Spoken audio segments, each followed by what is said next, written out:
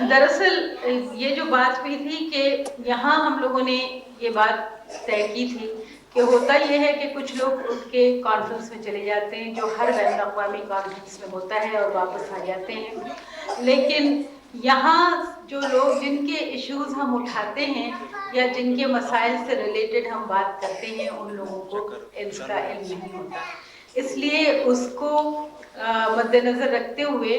उन लोगों को शामिल किया जाए जो कि न सिर्फ NGOs का हिस्सा हैं बल्कि जो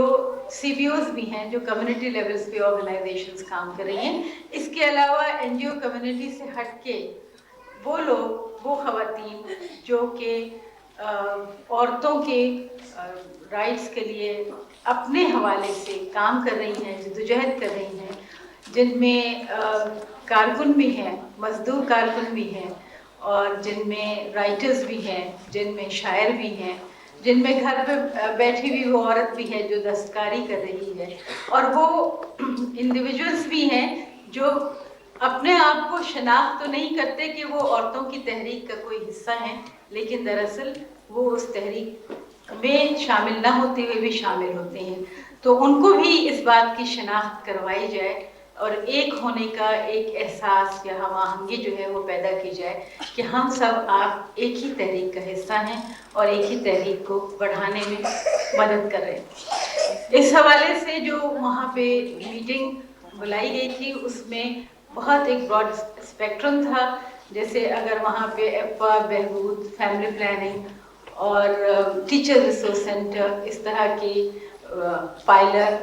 NGOs भी शामिल थी, लेकिन उसके साथ ही कम्युनिटी की ऑर्गेनाइजेशन भी थी, जैसे लियारी से थी, मुल्ला ईसा गोट,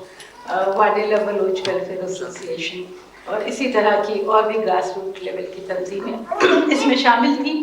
और उसमें ख़ास तौर पर इस बात की भी कोशिश की गई थी कि जो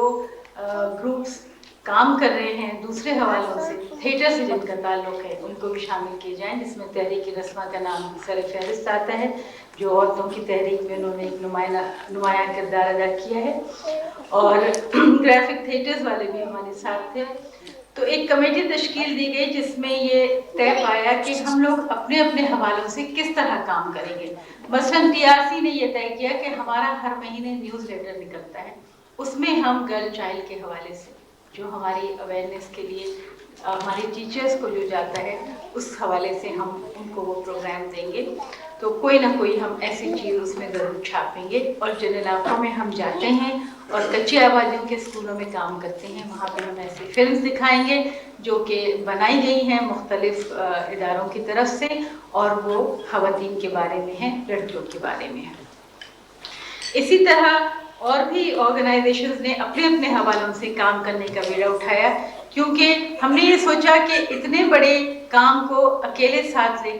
लेके चलना मुश्किल है, इसलिए जो तंजीमें जिस हवाले से जहाँ काम कर रही हैं, एक तो ये है कि हम मिल के काम करें, आपस में एक दूसरे से शेयर करें कि हमने क्या किया है, लेकिन उसके साथ ही उनके अपने काम में भी ये सारा जो है प्रोसेस रिफ्लेक्ट करे। और बार बार यही कहा गया कि आप जो है एक प्लान ऑफ एक्शन बनाएं और अपने मसाइल को आइडेंटिफाई करें और ज़्यादा से ज़्यादा लोगों को इस शऊर में शामिल करें। एक जो बड़ा मखसूस माहौल कराची का है, मुझे इसके बारे में कुछ कहने की ज़रूरत नहीं है, इसलिए कि जिन तकलीफ हालात से हम गुजर रहे हैं वो आप लोग सब जानते हैं। एक अजीब सी खलीज जो हायल हो गई थी वहाँ, जो लसानी बुनियादों पे दो ज़बानें बोलने वालों के दरमियान। तो मेरा ख्याल है जो सबसे बड़ा कंट्रीब्यूशन था वो ये था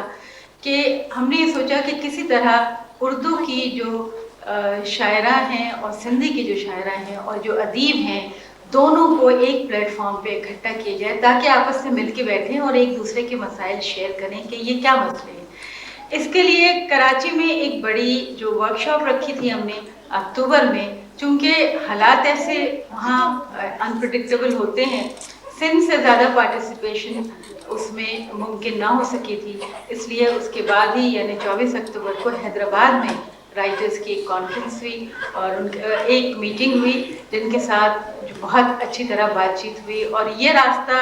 ہموار ہوا کہ آگے جو کراچی میں میٹنگ ہو اس میں یہ سب لوگ مل کے بیٹھیں اور ایک دوسرے سے پروگرام شیئر کریں. اور پہلی مرتبہ یہ بات سامنے آئی کہ اس طرح کی پہلی کوشش ہے جو آپ لوگوں نے کی ہے اور اتنی دور سے چل کے آئے ہیں, اور ہمیں بھی آپ لوگوں نے اس پروسیس میں شامل کیا ہے. عطیہ اس کے بارے میں آپ کو بتائیں گی.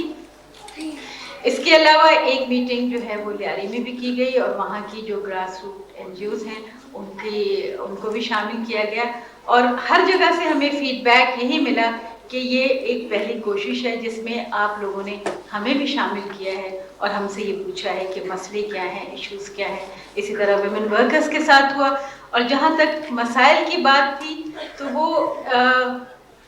مثلا یہ کہ جو ٹریڈ یونین کی خواتین تھیں یا فیکٹری میں کام کرنے والوں کی, ایک تو انہوں نے بتایا کہ ٹریڈ یونین میں ہمارا پارٹیسپیشن نہیں ہوتا ہے اس لیے کہ اور دوسرے مسائل کے علاوہ ہم پہ گھر کے کام کا بہت بوجھ ہے. لیکن وہ سوچتی تھی کہ یہ تو بڑا چھوٹا سا مسئلہ ہے, شاید یہ ہمارا مسئلہ ہے اور یہ اتنی بڑی کانفرنس میں لے جانے کا مسئلہ نہیں ہے. اور جب ان سے یہ بات چیت کے دوران یہ بات نکلی کہ یہ تو ساری دنیا کی عورتوں کا مسئلہ ہے کہ گھر کا کام تو شیئر ہوتا نہیں ہے, اور آج تک ڈویژن آف لیبر جو ہے یہ بہت بڑا مسئلہ ہے. تو اس طرح ایک چھوٹا سا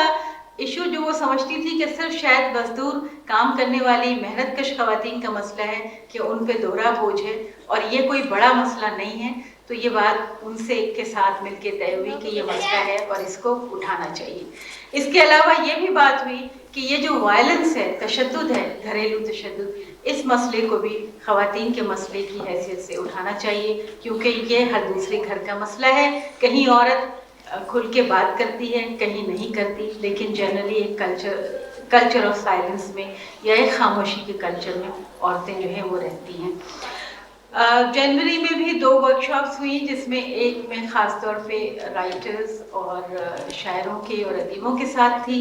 اور ان سے یہی سوالات کیے گئے تھے یا ڈسکشن میں یہی بات ہوئی کہ